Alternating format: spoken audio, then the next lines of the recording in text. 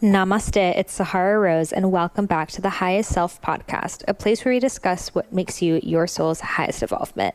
It's time for ancient Ayurvedic wisdom to become mainstream, modern, and plant-based. I am so honored to be sharing with you my brand new book, Eat, Feel Fresh, a contemporary Ayurvedic plant-based cookbook. As Dr Suhas Kshirsagar, Ayurvedic expert, says, Eat, Feel Fresh provides a wealth of knowledge about the Ayurvedic way of cooking. The book is well organized, a treat to your eyes, and a sheer pleasure to read. Sahara Rose is a shining light who will inspire you towards living a healthier and happier life. So sweet of him. So head over to eatfeelfresh.com/book to place your pre-order. And as my token of gratitude, I will send you in your email 10 bonus recipes that are not available in the book. And for all North American orders, I will send you a signed book plate as well as an inspirational card in the snail mail from me. I am so excited to guide you on this journey and know that it is going to transform your life and health forever. I just got back from an incredible time in Santa Cruz where I spent time visiting Dr. Suhas Kshirsagar, and it was so enlightening. And best of all, he has written several quotes in my book and on the back cover of Eat, Feel Fresh. So Eat, Feel Fresh is a plant-based Ayurvedic cookbook that is inspired by ingredients all around the world. I believe Ayurveda is so much more than a rigid set of rules that only consist of Indian foods, and many Ayurvedic doctors who've been practicing for decades, such as Dr. Suhas Kshirsagar, Dr. Deepak Chopra, John Immel, etc., Dr. Vrinder Sodhi, all who have been guests on Highest Self podcast and have written accolades for my book, all agree. So this is the way Ayurveda is shifting. It's taking the guidelines of Ayurveda, but applying them to so much more than just Indian food, and to look at them from a lens of today's day and age, because society has changed, right? 5,000 years ago, we didn't have refrigerators. We didn't have all these chemicals and GMOs. Society was so very different. So we have to look and see what makes sense for today's day and age and what doesn't. So I really dove deep into these subjects of why.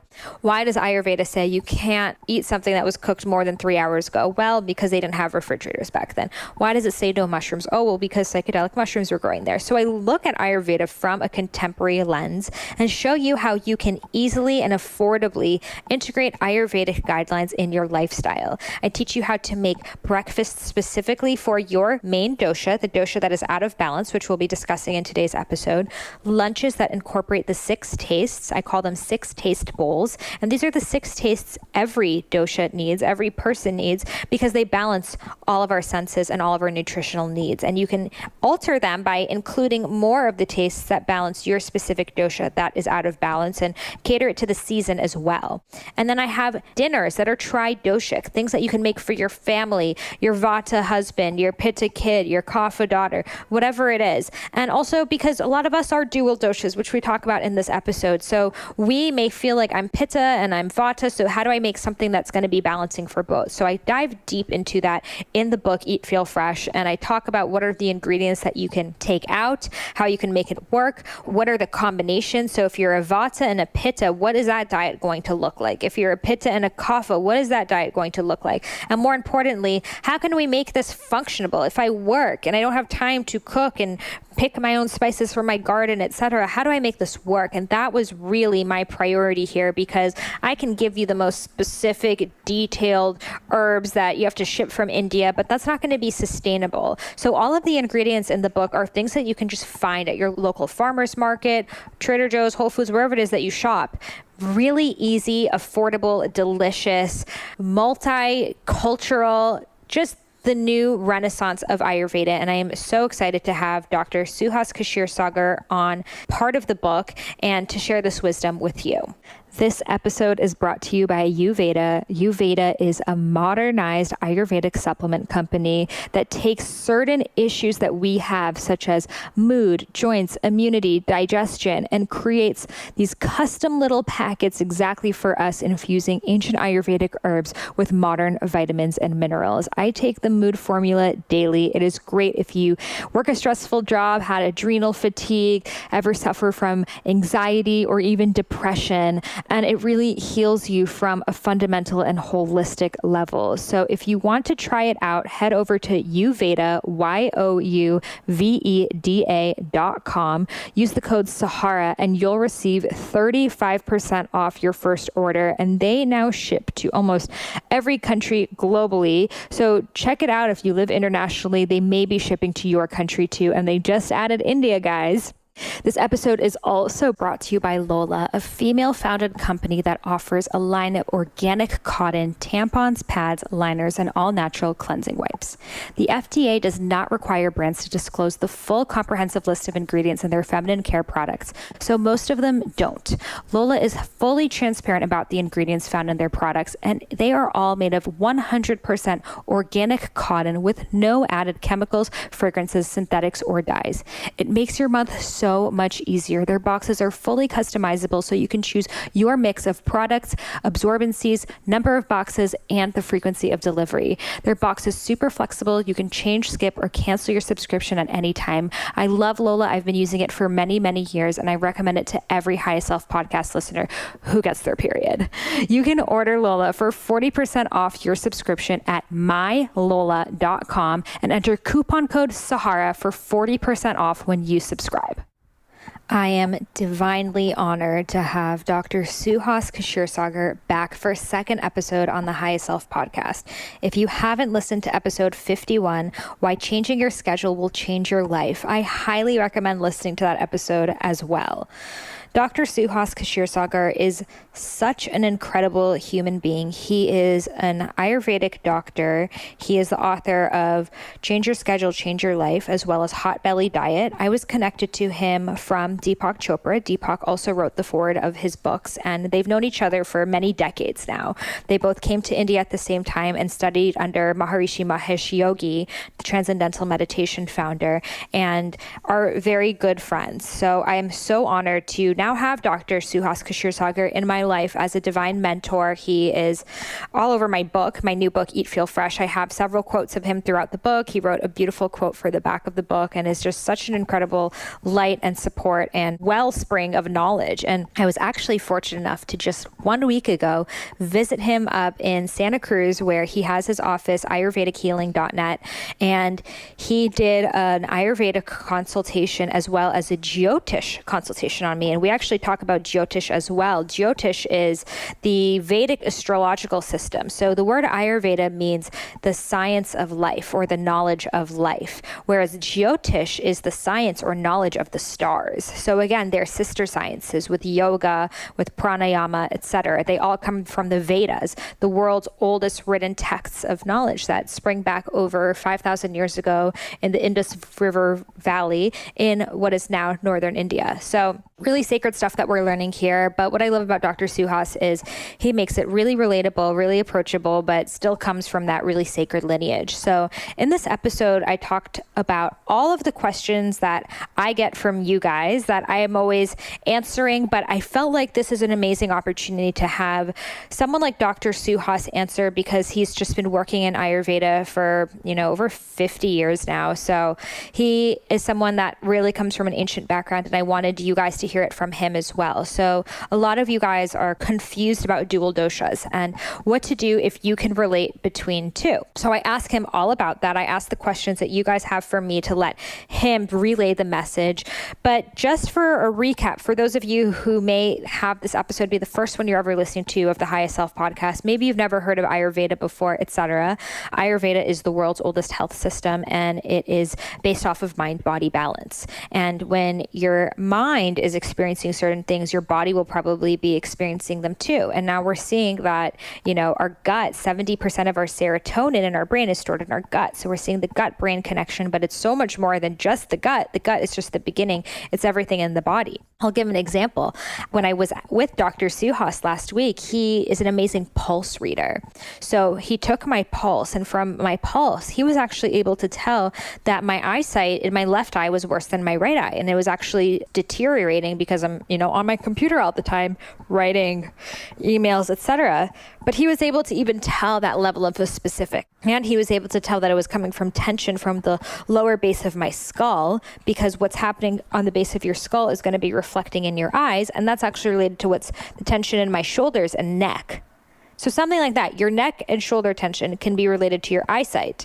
Poor eyesight is going to cause you to squint, headaches, etc. So it's like all of these things, it's like a little domino effect of how they're interconnected. So in Ayurveda, anything that's going on in your body is going to be going on in your mind, vice versa. But for a lot of us, we are confused because you've taken a dosha quiz. Maybe you've taken mine, you've taken someone else's. Maybe you've read Idiot's Guide to Ayurveda, and you can relate to two, or you can relate to all three. So before we dive into this, I just kind of want this back frame to be acknowledged that you are all three doshas. You are not just one dosha. You are all three doshas in varying amounts. So you are born with something called a prakriti, and your prakriti is your natural born constitution. Just like in astrology, you're born with a unique set of all of the planets. You're not just a Capricorn or just a Scorpio. You have so many different planets in different signs. So it's the same with Ayurveda. You have all three doshas in varying amounts, and certain parts of your body may be higher in one. For example, my skeletal structure is vata, really weak, small bones, tendency to crack, small wrists, etc. But if you looked at my face, I wouldn't look like a vata in my face. I have more of a round face, big eyes, big cheeks, and vatas have more caved in faces. Or if you saw my personality, it depends on the day. One day you might say she's so Pitta, she's working really hard. Another day you may say she's so vata, she's super creative. So we have all of these sides of us, but in varying amounts. So your prakriti is what you are born with. It doesn't change. It's saying you are primarily vata, secondarily pitta, lastly kapha, for example. So I actually later found out in my consultation with Dr. Suhas, and again at the Art of Living Center where I did a panchakarma last month, that my prakriti, my natural born constitution, is Pitta, then Vata, then Kapha, but they're very, very close. So it's like almost tridoshic, but that's just the order that they're in. But I actually have always thought I was a Vata because my Vata was out of balance. I had too much Vata going on, so I was experiencing all of the Vata symptoms: bloating, gas, constipation. My hair was falling out. I was cold all the time. Had really dry skin. I felt weak. I was anemic. I stopped getting my period eventually. I had such a bad Vata imbalance, which is what brought me into Ayurveda. So when I would take these quizzes, I thought, oh, I'm a Vata, Vata, Vata, Vata. And I was Vata at the time. That was the dosha of mine that was in excess. But I was not born a Vata. I was not born primarily with that dosha. I had just created that doshic imbalance from eating too many raw foods, cold foods, dry foods, frozen smoothies, etc. Living in a cold place on top of that, doing a lot of cardio exercise, and also living a Vata life, like not knowing what I was doing, multitasking, being thrown all over the place, not having schedule and not being disciplined, not being home often enough. So all of these things mentally and physically were creating a Vata imbalance. You can also create a Pitta imbalance. I had a Pitta imbalance I created for myself last year when I was doing the book launch for Idiot's Guide to Ayurveda. I was staying up. I wrote the book like in 2 months. So I was staying up till 3 a.m. every night, getting the book done, drinking coffee so I could stay up, just hustling all the time, getting this book done, interview, podcast, this, that. Like I was in straight up hustle mode to make it happen. And that created a Pitta imbalance, which led to adrenal fatigue. My body was so stressed out. My cortisol levels were so high. Cortisol is the stress hormone that after a period of time, when your cortisol is so high, your body's like, hey, I can't deal with this level of stress. So your adrenals basically stop responding.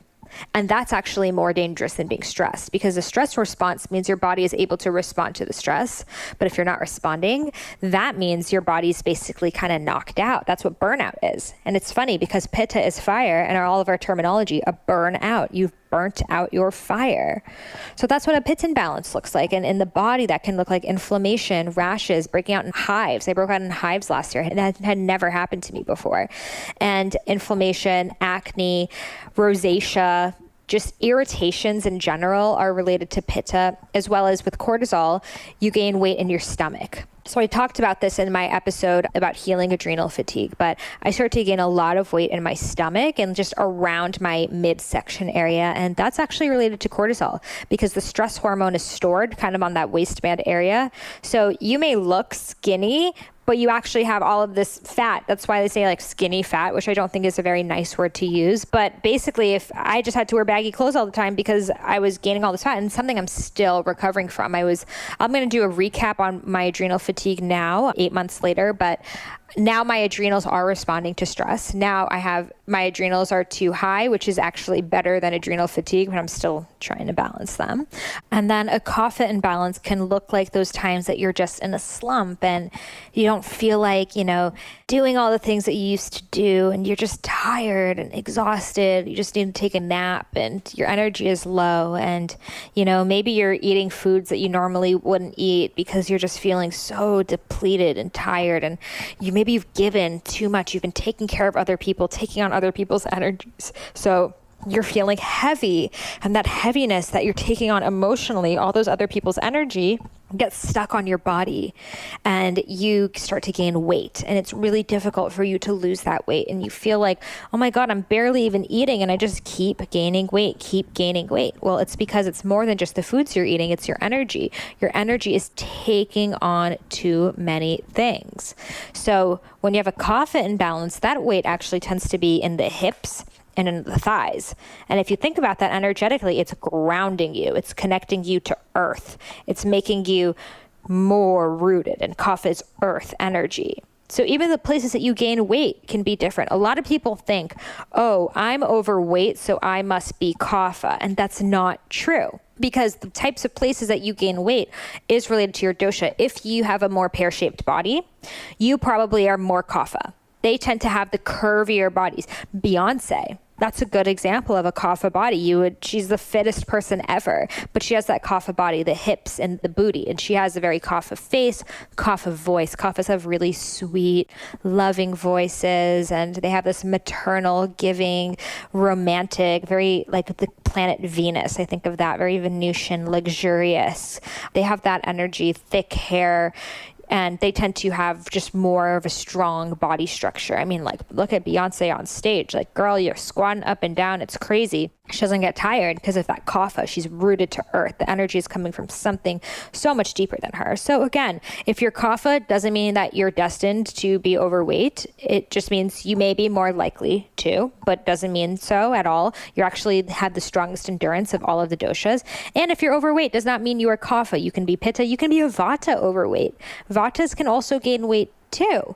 So sometimes you have a doshic imbalance of a dosha that's not you. You can have a vata imbalance, being burnt out, anxious, insomnia, but it's more of a winded burnout, right? It's like, oh my God, I'm just so scattered. That's a vata. Pitta burnout is going to be like, whoa, I've been stressing. I've been going at it. I've been working. I've just been like my head down on this paper, doing my work. And I totally let go of my social life, relaxation, self-care. That's what a pitta looks like. It's fire. It's strong. It's intense. And then kapha is depleted, tired, exhausted. So we talk more about this in this episode, but I wanted this to be kind of a recap in like, just modern everyday language so you understand, because Dr. Suhas is very, very intelligent. And so if it's your first time listening to anything about Ayurveda, just wanted you to be aware of this so you can make the most out of this episode. And he's an incredible person, incredible author, incredible friend of mine. And I'm so excited to have him here on the Highest Self podcast. So without further ado, let's welcome Dr. Suhas Kshirsagar.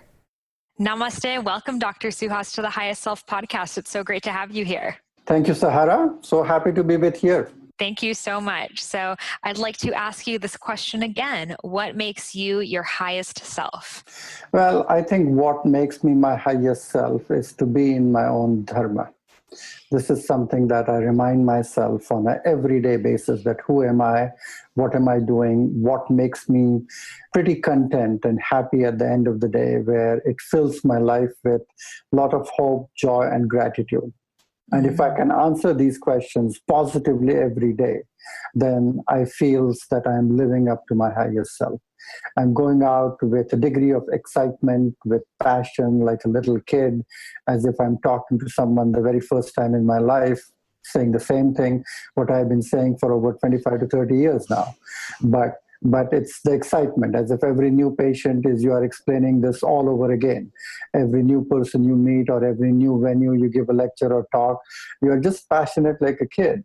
And that sometimes tells me that it is not the information, but the way you carry the information and the way you share that with your passion that makes you feel as if you are in your dharma. And that feeling of dharma, it sounds right, where everything else aligns properly.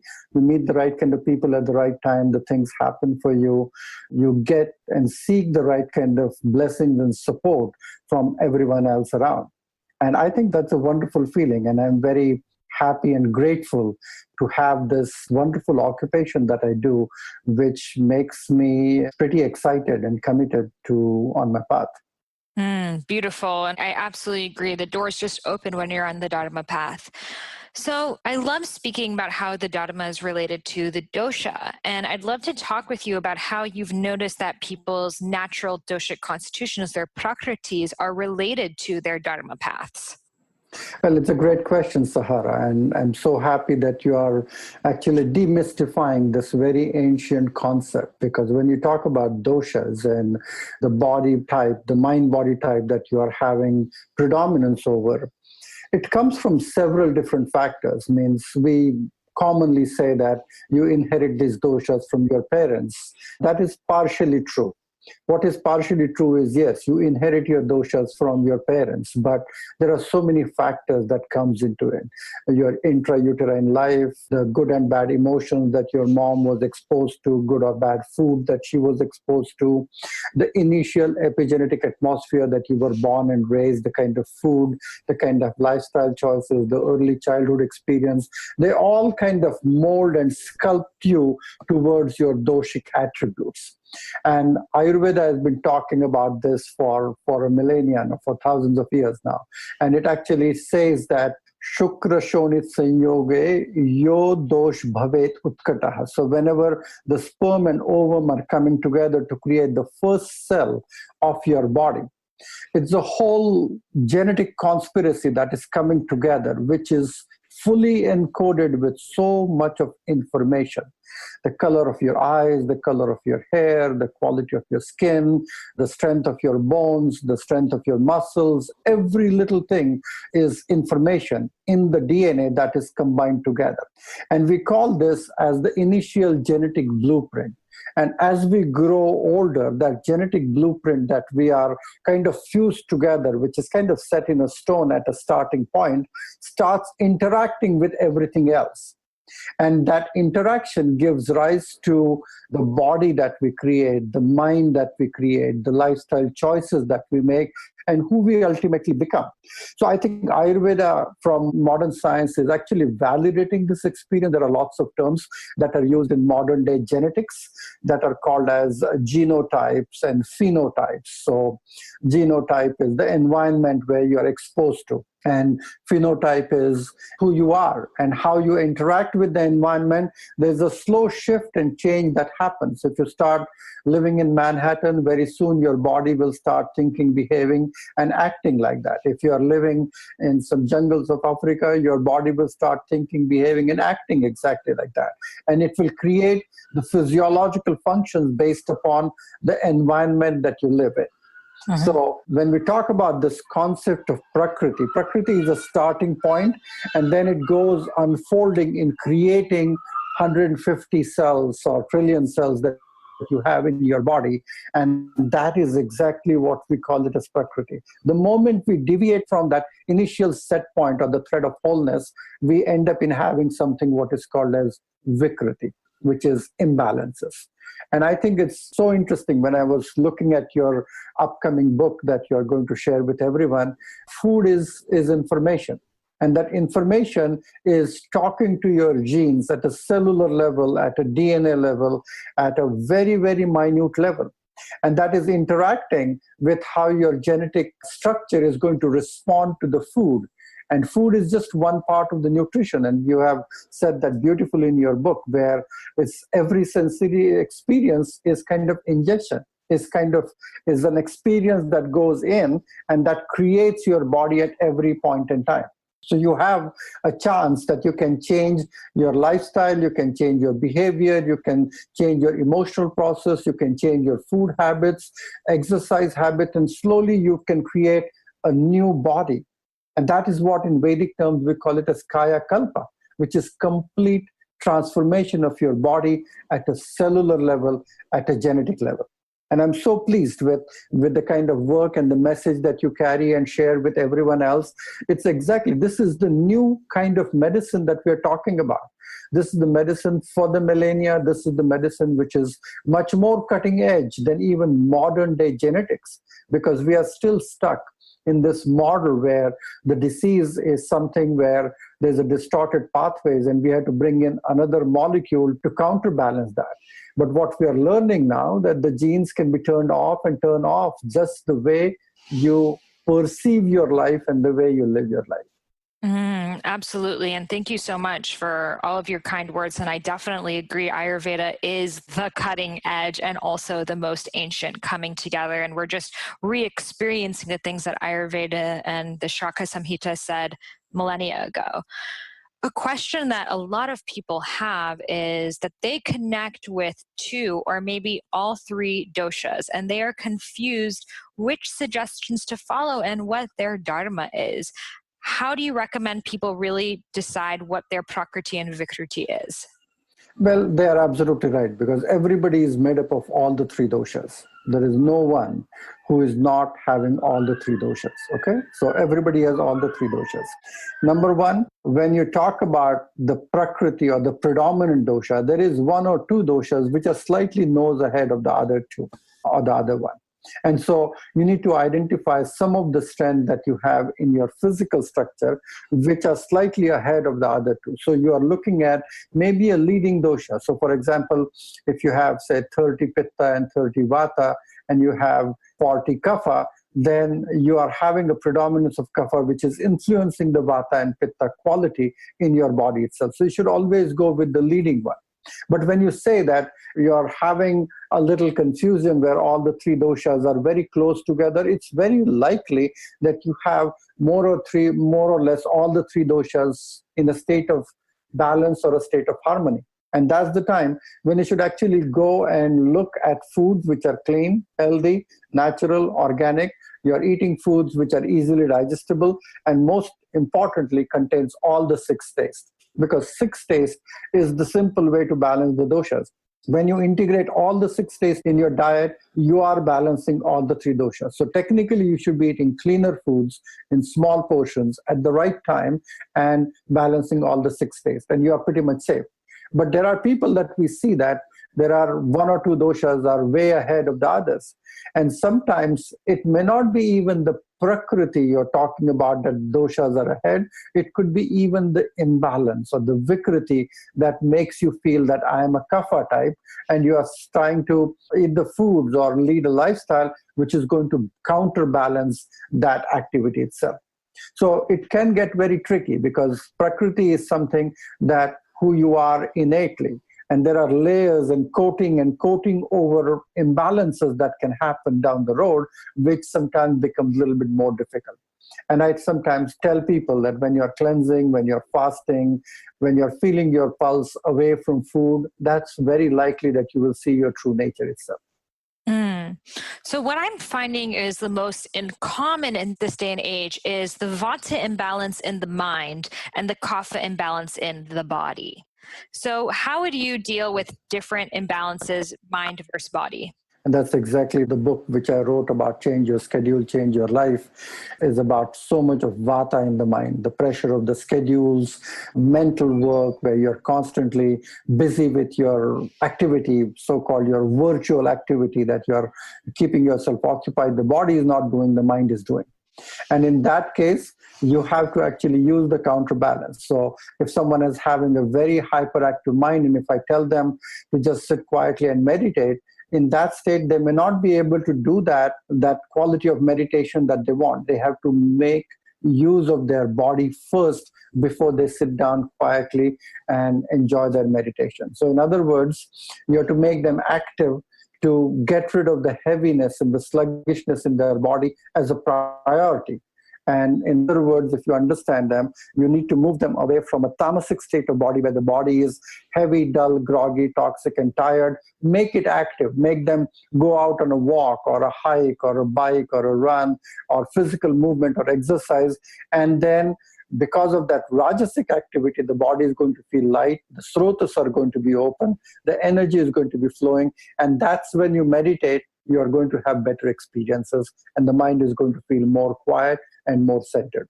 So I think we need to drag them away from their heavier self. And again, we often think that this is one for your mind and this is one for your body, but you can create a fusion which is exactly good for your mind and good for your body. Like physical movement, exercises, yoga, various types of yoga, they're all good for your body, good for your mind at the same time, good for your heart, good for your brain at the same time. Eating spices, good for your heart, good for your brain. Fasting, good for your heart, good for your brain. Getting enough sleep, good for your heart, good for your brain. Meditation, good for heart, good for brain. So connecting both the dots where it is good for my body as well as good for my brain and the mind at the same time is actually the key. And there's an interesting subtle point where when you're eating clean, pure, healthy foods, which are vibrant, colorful, organic, properly prepared, fresh, more importantly, then your mind becomes sattvic. And this is a very new concept, especially in Western modern day nutrition, that what you eat is exactly the kind of mind you get. And there's an interesting quote in Bhagavad Gita and Upanishads that we talk about, that the grosser part of the food that you eat becomes your body. The subtle food actually becomes a part of your sensory faculties and your mind. And even the subtlest portion of that food, which is establishing a connection with your individual soul or self. So it is that connection that we want, that at a subtler level, that food should retain its purity and quality that is going to nourish not only the body, cells, and tissues, but the mind and the quality of the soul and the spiritual existence that you create out of it. So beautiful. And it's so true because, so many people eat a lot of meat and then they wonder why they're so angry and on edge, or they eat a lot of packaged foods. They wonder why they're so tired. And you literally take on the energy of any food that you consume. And I have this discussion with many of my students, that the whole protein debate and everything. And I said that if you take your beef and bury it in the ground, you don't get a new cow out of it. But if you take my few rice grains or anything and put it in the ground, you get a whole new plant out of it. Okay, so it's not dead. It still has life that it'll sustain and create.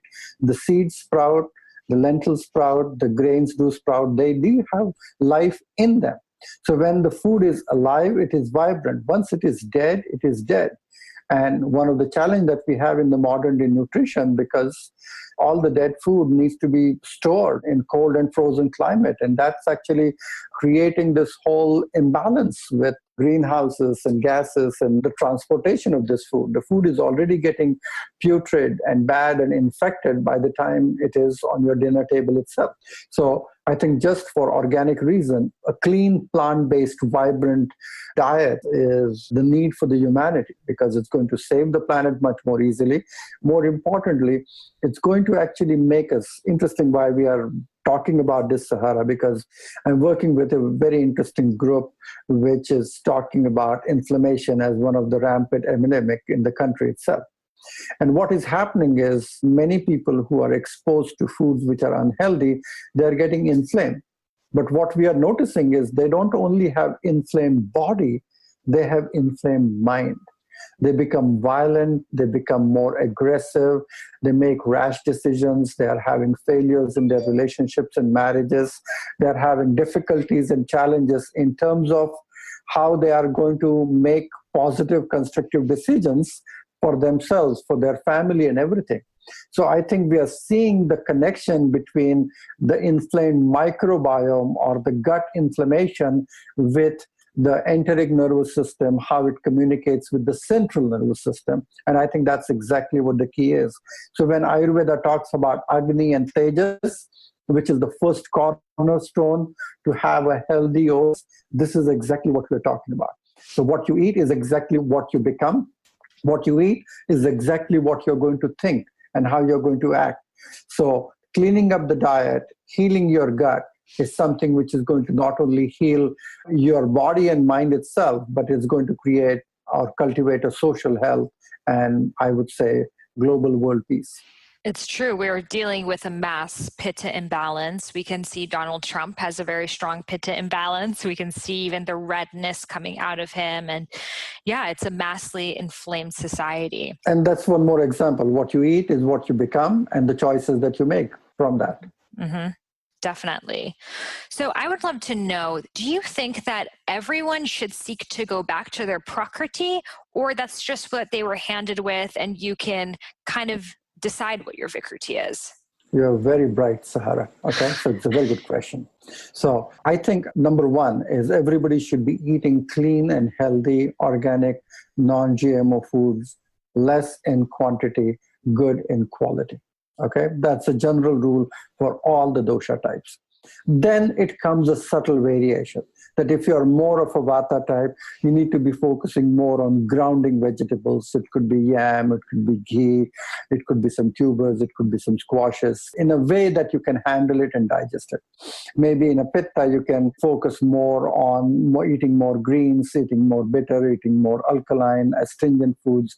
In kapha, you want to minimize your refined starches and carbohydrates and eating small portions of those foods. So number one, it's like zooming in.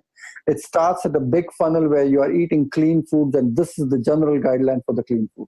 Then it comes to the doshic guideline, that this is what the general guidelines. And there are keywords that you have used very beautifully in your book that I saw, that what are the keywords that you want to grounding, like example is the good word for vata.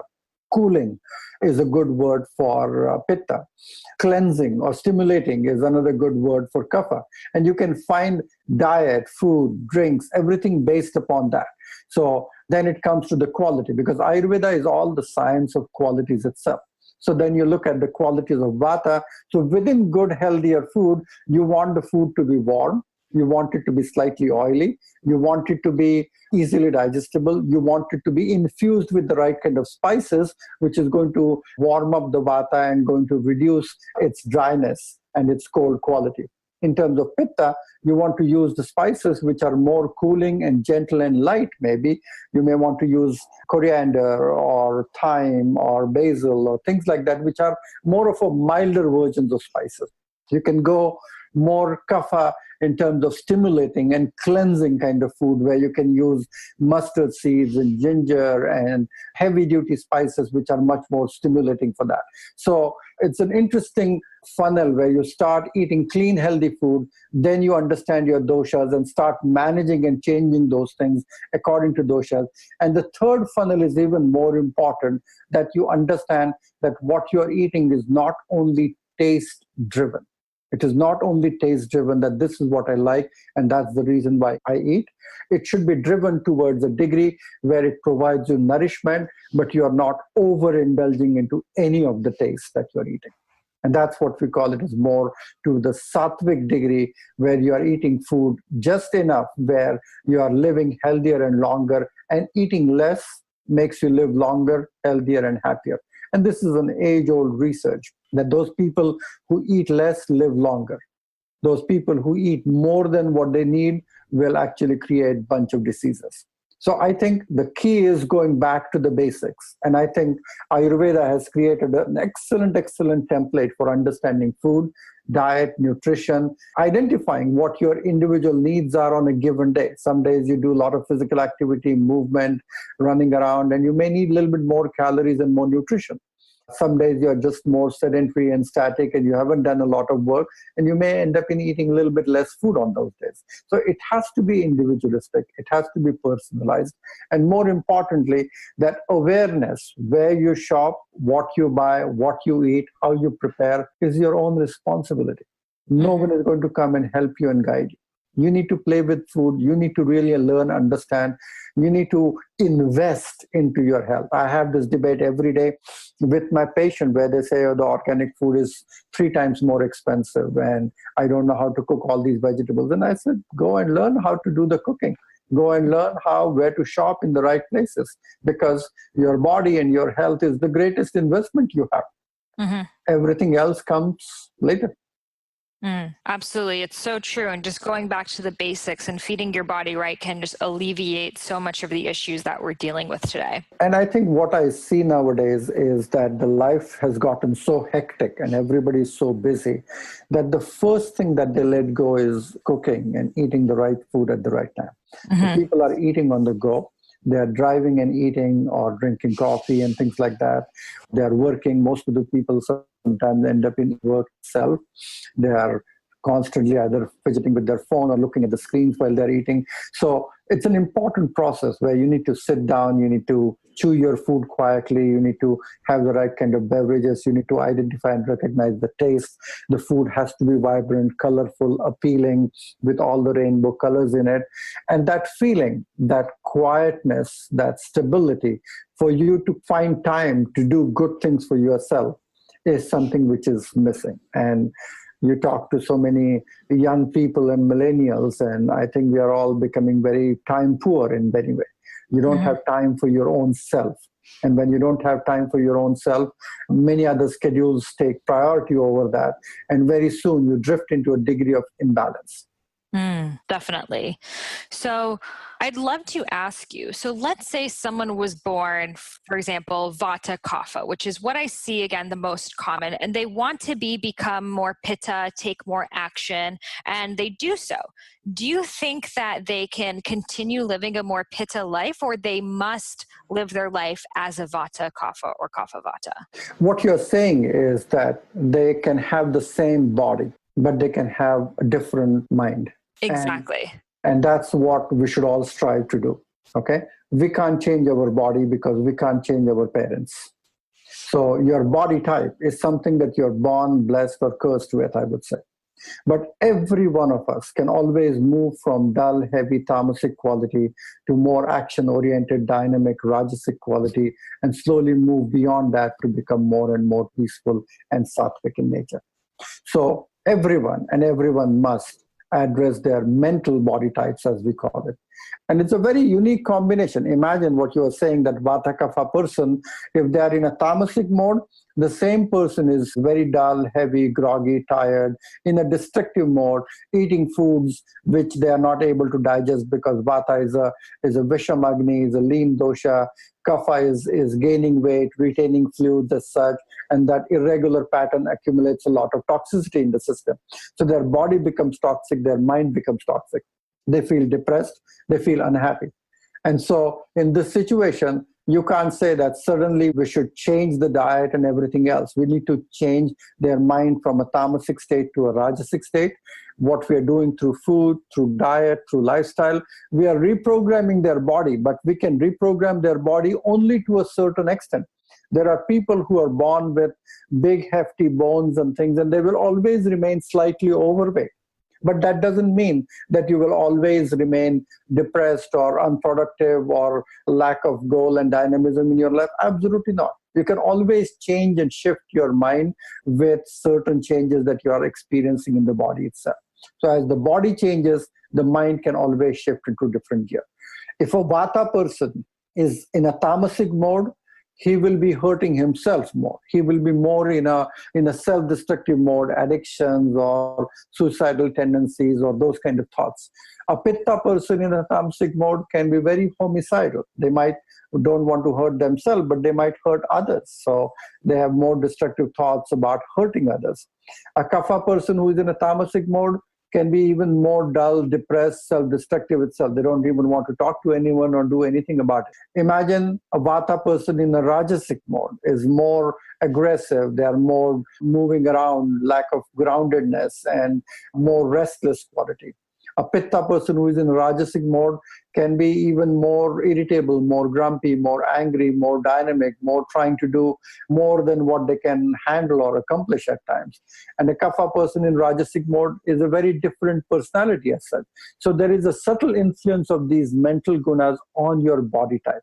And everyone can and should change their mental functioning and slowly move to changing their physiological functioning within the limits. You can't completely say that I'm a lean and thin, bony Vata person, and you would suddenly take some steroids or do heavy meat eating or protein powders, and you would be again beefy, and you won't be able to accomplish that because there's physical limitation that you won't be able to do. And so we need to learn to live within the means of our physical body type, but try to strive to change our mentality to the best of our ability. And one thing which I've noticed in my clinical practice is food, herbs, spices, supplements, lifestyle choices, it exactly does that. It changes your body, also has an impact on your mind. Definitely. It's very true. And I see a lot of people who I think all of us, we strive to have the mental characteristics of the dosha we are not. And I think it's sort of this, we're caught in between. Should I do what is coming most naturally to me, or should I try to step into this unknown? Well, I think that is also makes you very interesting, because if at all everyone strives to be a different dosha mentally, then life would not be that much of a fun. Because you're attracted to someone's creative quality. You are attracted to someone's decision-making qualities. You're attracted to someone's unconditional loving qualities. And those are innately embedded qualities with each dosha itself. You can't get away from that very far. But you can always polish off the edges of the negative qualities of each dosha. And that's what I mean to say, moving towards the mental qualities of each dosha. So you can always polish that. It doesn't mean that if a kapha person gets pitta, means he won't be loving anymore, he won't be kind anymore, he won't be happy-go-lucky anymore. He would be all of that, plus dynamic and goal-oriented.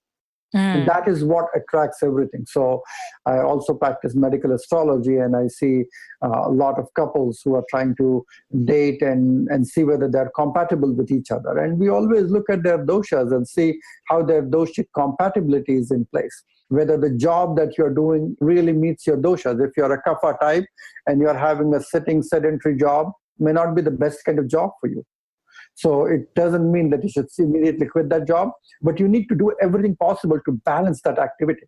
You need to start your day with vigorous activity before you go to work. You need to end your day with some vigorous activity after the work is done.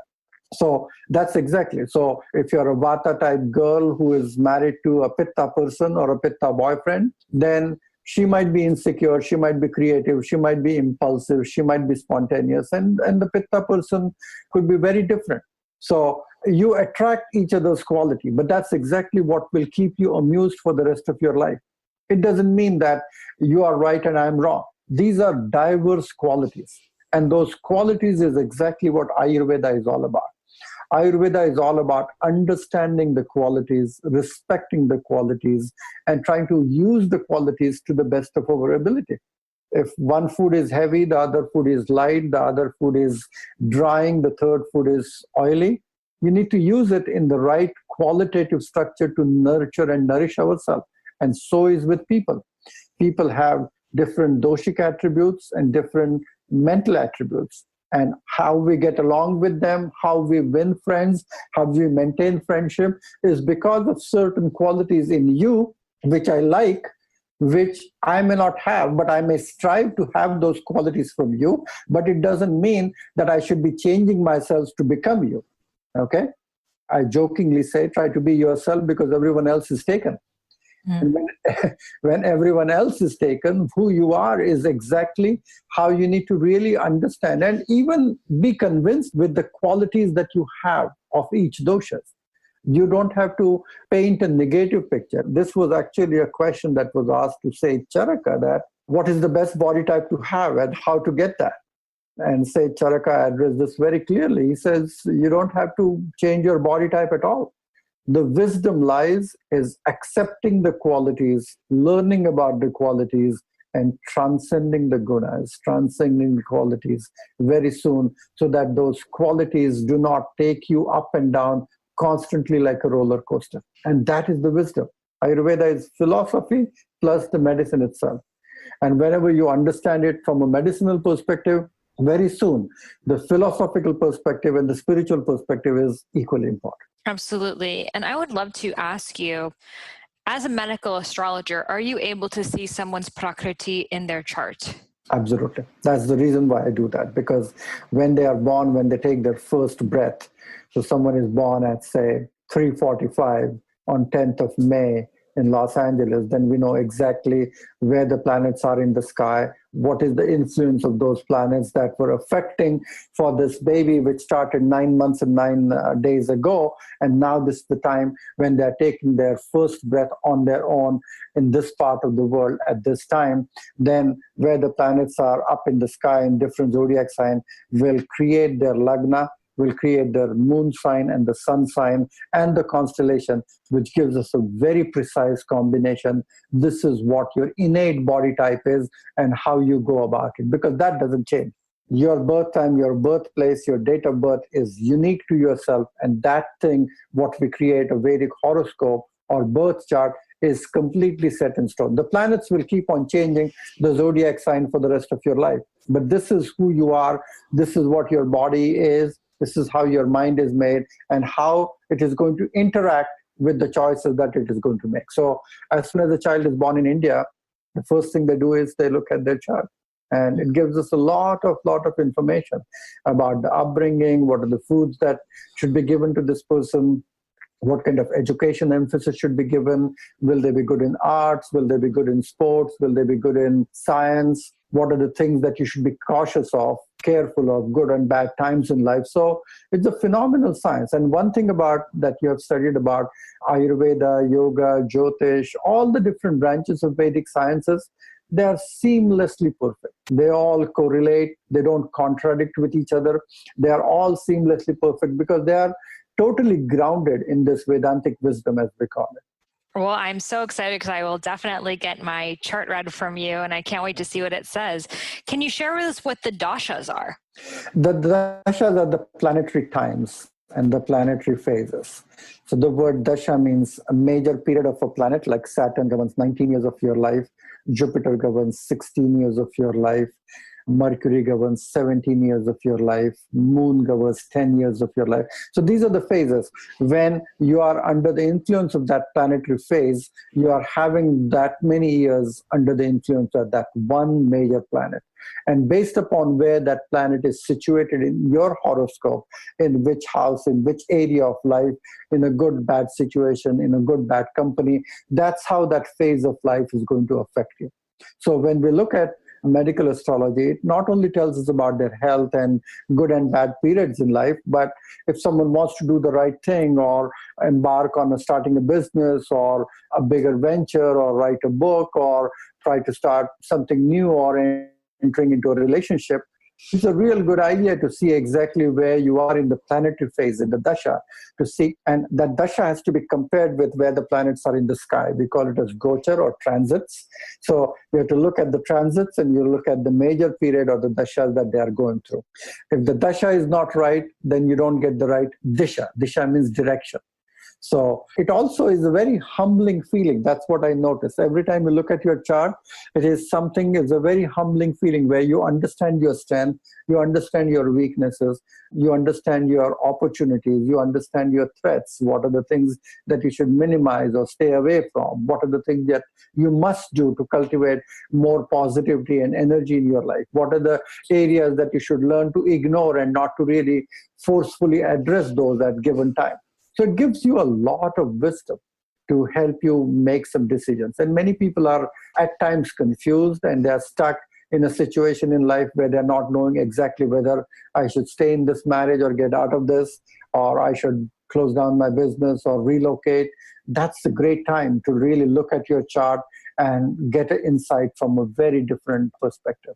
Definitely, yes. And from what I've learned about Vedic astrology, back in the ancient times, what I've been told is we lived for 150 years. So the Dashas are a 150-year period of planets. 120. 120. And you're born somewhere in that cycle, and those are the planets that you experience. Is that correct? And can you add more? So when you were born, where your moon is in which constellation, and that constellation is under the influence of a given planet, and that's the dasha that you start.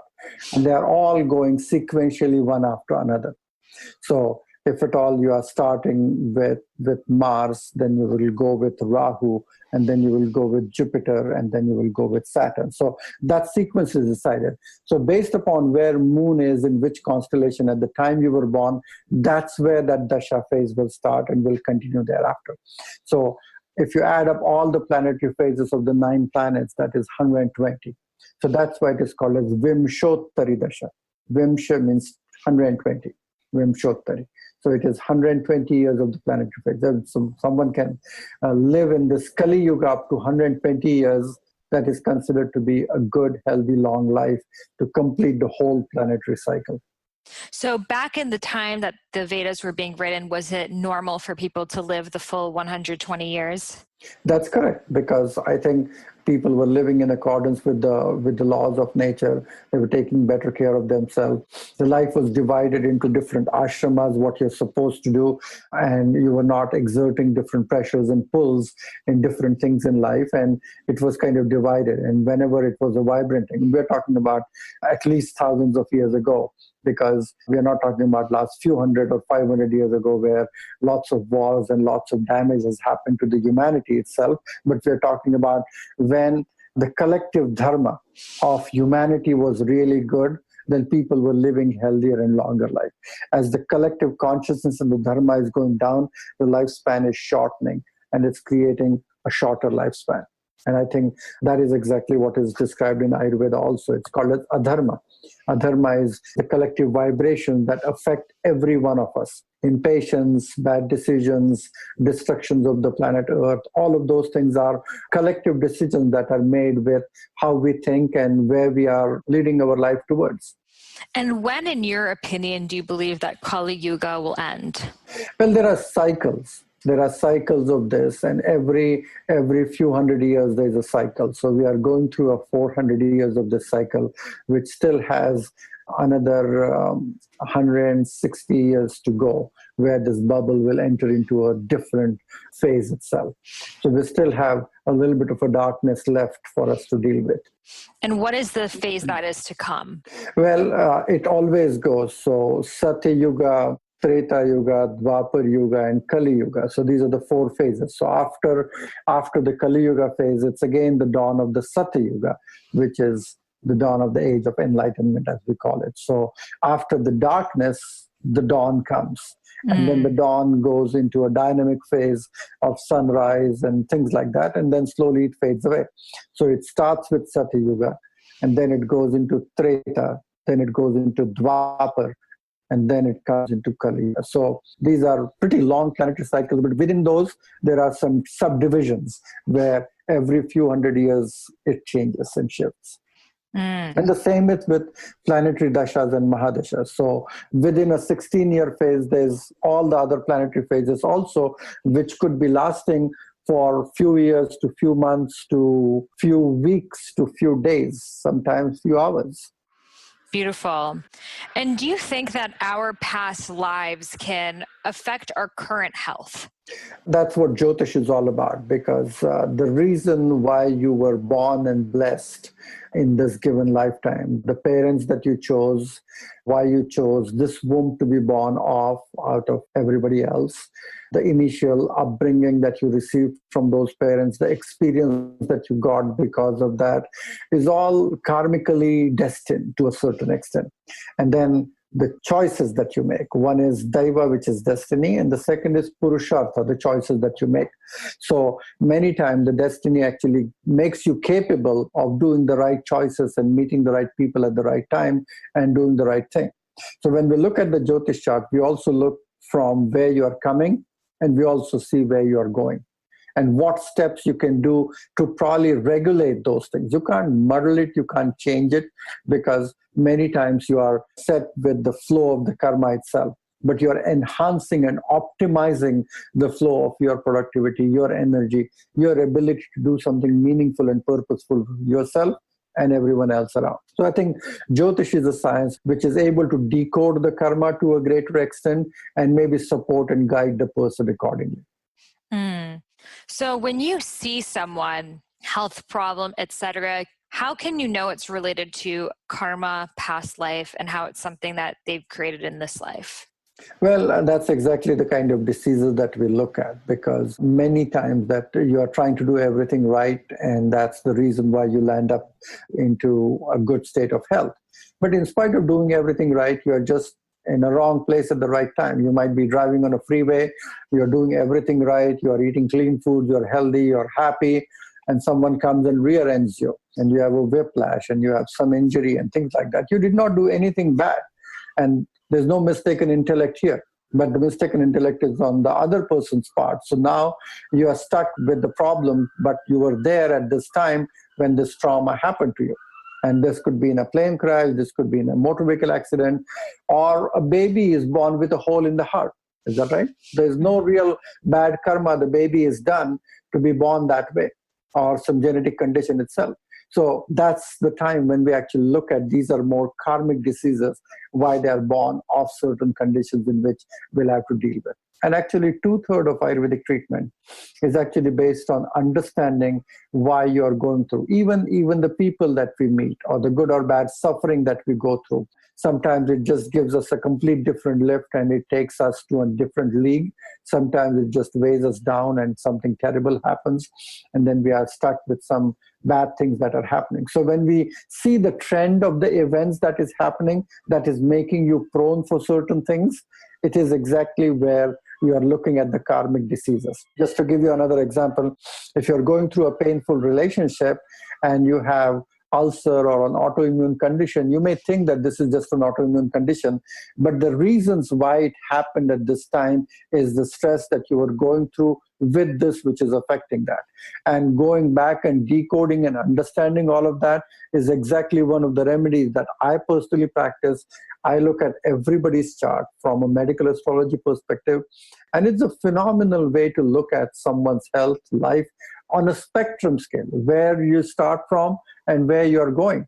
So from your birth to wherever you are in the grand scheme of things, understanding your personality, the choices that you make, the early childhood experiences that you have, it's a wonderful tool. I'm surprised why it is so less used in medicine. Even Hippocrates, who was the father of the medicine, he said that a physician who is not an astrologer is a fool.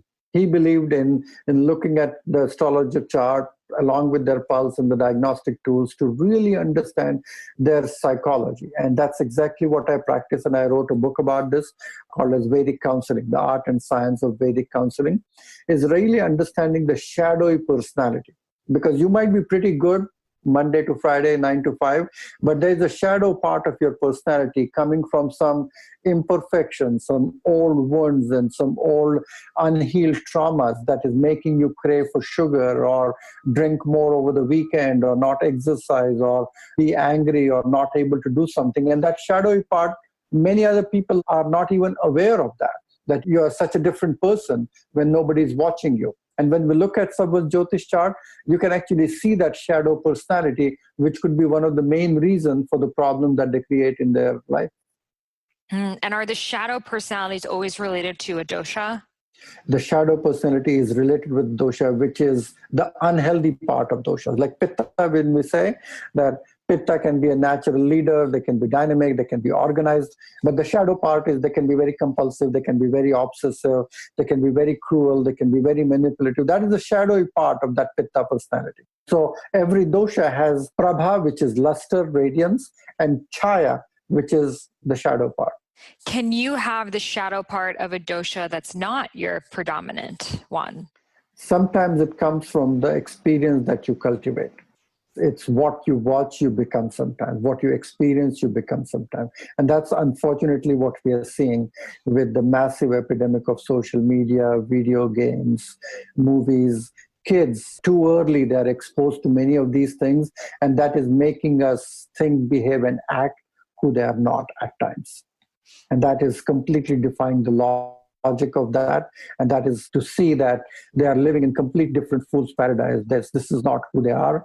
This is not what their doshas are, but they are behaving just because of the impression that is getting trapped into the nervous system, and they have no way to get rid of it. Definitely. And do you see people often who are truly tridoshic or like equal sama agni, or is this something that people just think they are? Very rare, but we do see that. Very rare. If I had to just throw up a number, there are about 10% of people, which is 1 in 10 people, that can be pretty balanced to a greater extent. They will still deviate here and there a little bit, but they are more or less balanced. They are tridoshic in nature. Mm. And when you are assessing someone's dosha, do you go more after the facial characteristics or the body? I look at their Jyotish chart. That's a good thing, because many times when you look at their body itself, it could be layers of imbalance that you're looking at. And they could have a thick head full of hair at one time, but now the hair are very scanty and thin. It could be happening, an imbalance that is happening. And if you ask them that, he said, oh, I always had a thick head full of hair, and this is just since my menopause that the hair are very thinning. But if I look at that, then I might be making a mistake. The same with skin, the same with bones, the same with all the different caricatures of the doshas that we look at. Sometimes the Vikriti takes over and masks the Prakriti. So you have to decode those things and ask the questions on a spectrum scale, that this is exactly who you were all your life. And they may say, I was bony, skinny, thin in the first part of my life, and then the first pregnancy I ballooned up and was never able to lose this weight. So it's an imbalance that you're looking at. Many times you see someone's wrist, and there's a good, strong kapha person who has big bones and big wrist and big fingers, and they carry weight much more easily and effectively. And there's a vata person sitting in front of you who is carrying a lot of weight, and you look at their wrist and fingers, and they are bony, skinny, thin. They are very small bones and joint structure with hefty, big fat everywhere else. And that is when you know that this is a vata type mimicking as a kapha type, which is an imbalance. Definitely, yes. I think the wrists, the hips are a really good place to look, and just the bone structure. And that's where the clinical judgment comes in. And when we are educating people, I think being mindful about the choices, the food that affect you, the quality of your agni, the quality of your digestion, moving towards more of an idealistic, healthier lifestyle, keeping yourself physically healthy and active, getting enough sleep at the right time, focusing on detoxification. And this is exactly what I've seen, Sahara, since I've been doing Panchakarma for almost 25 years now in this country. I have seen that once you have gone through a process of effective cleanse and detoxification, the body suddenly reprograms itself to its doshas. Absolutely. Because the toxicity clogs and makes the doshas misbehave. And we talk about 6 stages of doshic imbalances. So when you go through a good panchakarma cleanse, when you go through a good detoxification, then the body is able to reprogram and go back to its initial state of balance, as we call it. And I think that is something which is very interesting. For many chronic diseases, I tell them to do an effective panchakarma, and very soon their doshas are in a state of recalibrating itself, and they support and respond to the food and herbs much better at that stage. Absolutely, yes. And I think a lot of people get so stuck into, I'm a vata, I'm a kapha, I'm this, and they're only looking at that one dosha and not how the doshas move each other. And I think every dosha is going to affect the other dosha. And so we have all the 3 doshas. Every dosha works hand in hand to carry out every function in the body. Okay? So whether you talk about digestion, there is a subdosha of vata, which is called as samana vata, which will kindle the agni. There's subdosha of kapha, which is kleda kapha, which is going to secrete all the digestive juices and enzymes and things. There's a subdosha of pitta, which is pachak pitta or ranjak pitta, which is going to secrete hydrochloric acid and pancreatic juice and bile juice. So they all work hand in hand to carry out the complex function of digestion, whether it is sleep, whether it is digestion, elimination. Every dosha, even at a cellular level, works hand in hand. The challenge is we think that when we have one dosha predominance and there's just one activity that you're doing which is constantly aggravating one dosha, it doesn't only affect that dosha. It affects the qualities of the other dosha. Just to give you an example, like if you are having, say, kapha aggravation. So because of kapha aggravation, kapha is the cold dosha, but the cold quality of vata will also increase. And so the vata will be depleted, but it will have a lot of cold quality, which will dampen your agni and weaken your digestive fire and will make it impossible almost for you to digest the food. So every doshic attribute has a corresponding effect on doshas. What you're trying to do is an excellent experiment, Sahara, because We are trying to understand people at their doshic level, who I am, what I think, how I make decisions, the life I create, the work I do, the occupation I choose, and then more importantly, taking to a discussion about, does that make you feel good? Does that make you feel happy? In your body, do you feel really good? Every time the work is not creating stresses on your body itself, that's the sign when you are feeling really good. So your ability to be productive and do something with your life and make choices means, I saw this book that you're writing, and the words you use in terms of doshic management were really good. They were balancing affirmations. Is that right? Those are the words that you use. And those balancing affirmations that we talk about, whether you are talking about santulana, which is balancing the doshas itself, whether you talk about poshana, which is to do with nurturing or nourishing, whether you talk about dhavana, which is cleansing. And these words are like mantras, okay? So these words have mantra-like quality. Not only you read them, understand them, but when you eat a food based upon that recipe that you're talking about, it will have exactly the same effect. That is why the Ayurvedic herbs and formulation are always given names which are very poetic in nature, like Chandra Prabhavati. It will give you the radiance like a full moon or something like that. Mm-hmm. So every Ayurvedic supplementation is this very lofty quality, like Brahma Rasayana. So it will create a cosmic consciousness where you will be able to transcend your emotional pain and grief and will connect you with your higher self. So it may sound very lofty, but that's exactly what is implied. You not only read that label, you feel that it is embedded in that formulation, the way it is formulated, and you see the benefit because it works that way. The matter changes the energy in which the consciousness functions. Absolutely. And that's so interesting that you said that, because I didn't even know that they were called that, but I named all of the recipes Sanskrit words that bring out the qualities that recipe brings. So that's really interesting. No, and they are all mantras. Whether you talk about Vivikta, whether you talk about Aswadya, whether you talk about Santosha, these are all mantra quality words because they are all hidden, decoded bij mantras in there. They are all having root, seed, syllable from where they're coming from. And when they're embedded in the food, that's exactly the benefit and the effect that is implied. Beautiful. Well, thank you so much for sharing so much profound wisdom with us. I'm sure people will listen to this episode numerous times. Where can people connect with you, visit you, and get their Jyotish charts read? Well, I think people can contact me on drsuhas.com, which is my website, and you can always look up my new book, Change Your Schedule, Change Your Life, and it's doing very well. And thank you, Sahara, for your wonderful help in spreading the good word. I think it's absolutely the need of the hour to make sure that you understand your work schedule should not dictate the quality of your health. So check it out. It's on Amazon. It's in every leading bookstores in the country itself.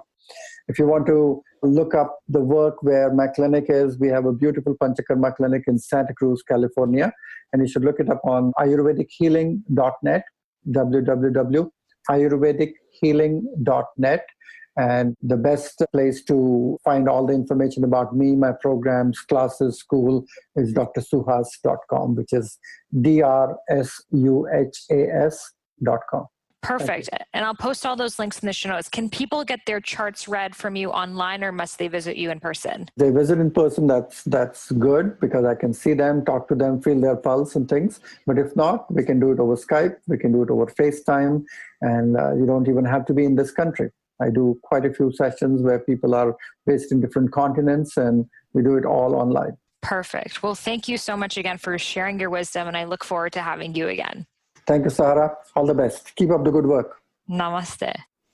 I just want you to take a moment to just take that all in. We're so blessed to be enlightened by teachers like Dr. Suhas Kshirsagar, and I am so grateful for the time that he spent explaining all of this stuff to us. He is someone who's so accomplished. He is really one of the main people who brought Ayurveda to the West. He actually created the Ayurveda Center at Art of Living Center and has trained thousands of people. So really, what a privilege to have someone with the gravitas that Dr. Suhas has on the Highest Self podcast. And I hope this cleared out a lot of the questions you had about dual doshas.